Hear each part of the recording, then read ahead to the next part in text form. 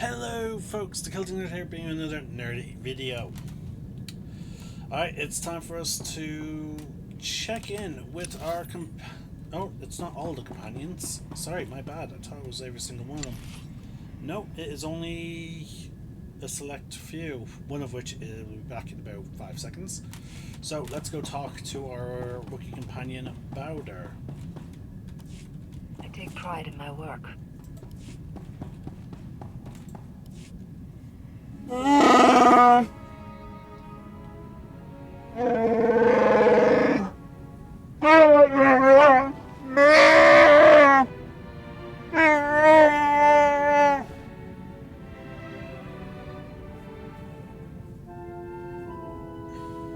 My fighting style pretty much comes down to, I really don't like pain.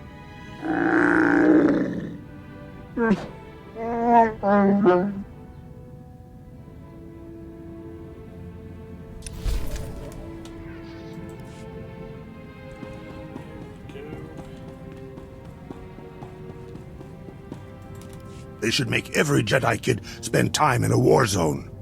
When you see what real Sith are like, it makes my blood run cold.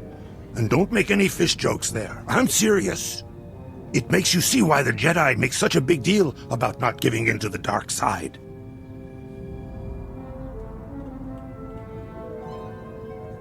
Thinking about going back? I am. But right now, I'm in your crew, and I can't ask for anything better.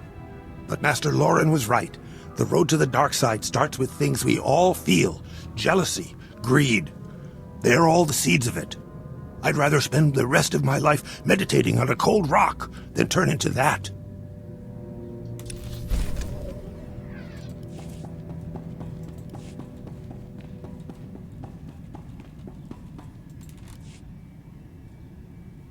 I have learned more about the scum who betrayed my clan. Tiari Rook claims he has earned the title Mandalorian. But I heard nothing of him passing the trials of strength and courage required to join a clan. What does it take to be adopted as a Mandalorian? It is up to each clan. We do not care much for central authority. But no one would accept a new brother who had not shown his worth. I have called myself Mandalorian since I left my mother's side at age 3 to begin training. It is not easy to put that behind me. You want to go back? Live as a Mandalorian again? My father's training will always be part of me.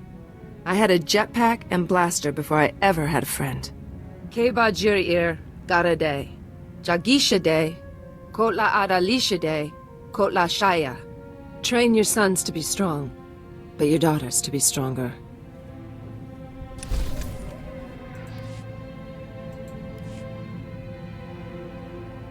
I do not presume to question your choice of crewmates, but I am curious. Why allow yourself to be surrounded by the weak? Only the Wookiee displays any strength of character. He understands honor. The rest are petty criminals. Petty criminals are easier to manage. When they start complaining, just throw some credits at them. And what happens when they demand more than you're willing to pay?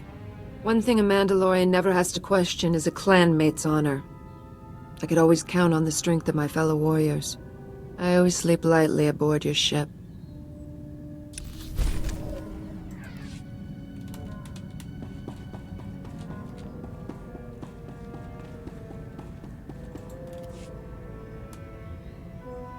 Guess who found a potential accomplice in the Dubrillian aristocracy?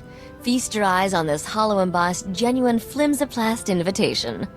See that fancy Arabesh lettering? Hand-drawn, in ink, classy. Count Merritt Reneld requests the favor of your presence at a discreet location in the Galactic Senate Tower on Coruscant at a time of your choosing. Coruscant? Why not Dubrillian? Coruscant is neutral ground. Meeting at the Senate Tower? That's a gesture of respect.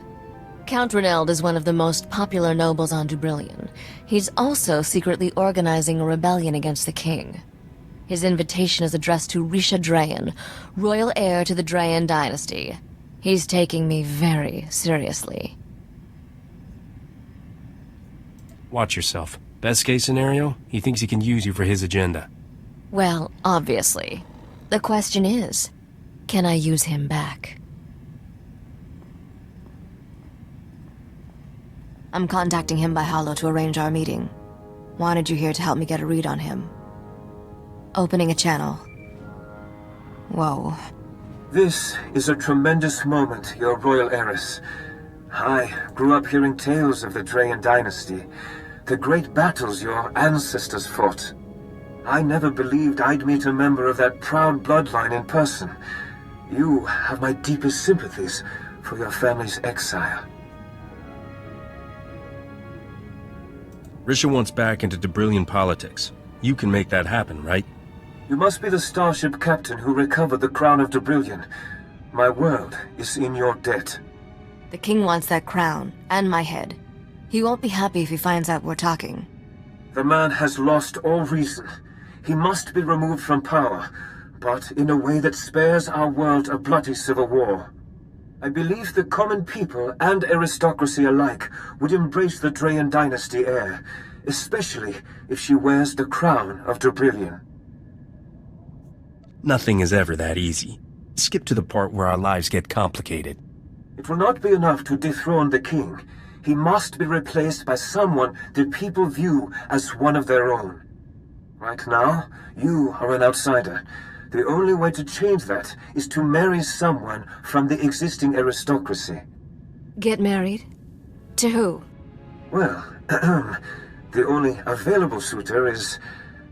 Great stars, this is awkward. I am offering myself in marriage to you. Marrying Risha would make you king, wouldn't it? How convenient. The royal heiress would hold primacy of power. I would be her subordinate in all matters.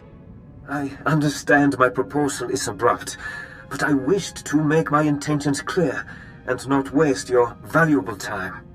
I certainly don't expect an immediate response.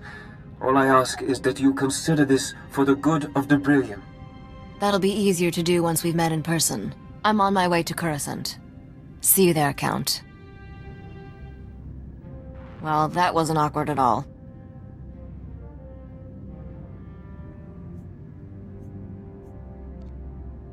That was the worst blind date ever. You've known this guy all of 2 minutes and he proposes marriage? Crazy. This isn't romance, it's just politics. Under the circumstances, I should probably take this meeting alone. Be back soon, Captain.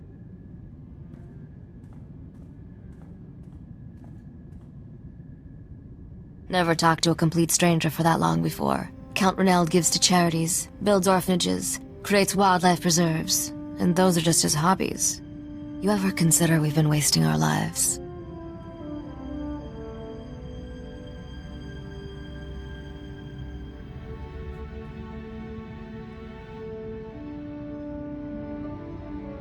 I've definitely been wasting my time. The nanosecond you find some blue stuffed shirt, you're ready to abandon ship. That was always our deal. And it's not like I said yes to him. I told the Count I needed time to think about his proposal. That'll give me a chance to run a deep background check. If this guy is as good as he seems, he just might help me overthrow the king without getting married.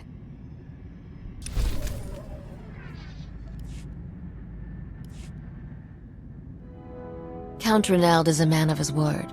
He sends me daily updates about his rebellion's progress. Incredibly sweet, beautifully written updates. I knew taking Debrillion's throne would be a challenge, but this is getting complicated. I'm not falling for him, but I might have to take this marriage proposal seriously. It's smart politics. If you think I'm letting some wealthy pretty boy come between us, guess again. Don't you get it? My whole future will be spent with wealthy pretty people. When I am queen, my days of racing the hyperlanes are over. Can you honestly see yourself settling down on Debrillion? I'll stop bothering you. I needed to talk, and you're the only person who understands me. Does your new boyfriend understand you like I do? Because if he doesn't, you should think about that. He's not my boyfriend. I'm sure there's trouble somewhere with our name on it. What do you say we go take all its credits?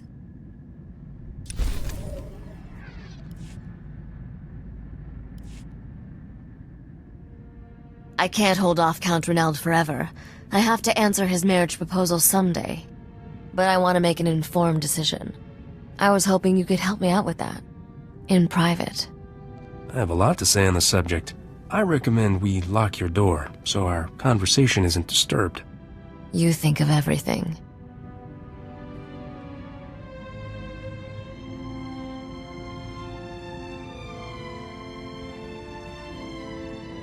That was a very persuasive argument. Sweetheart, this debate's just getting started. You've put some thought into this. I'm, listening intently. You know, crowns and thrones aren't that great.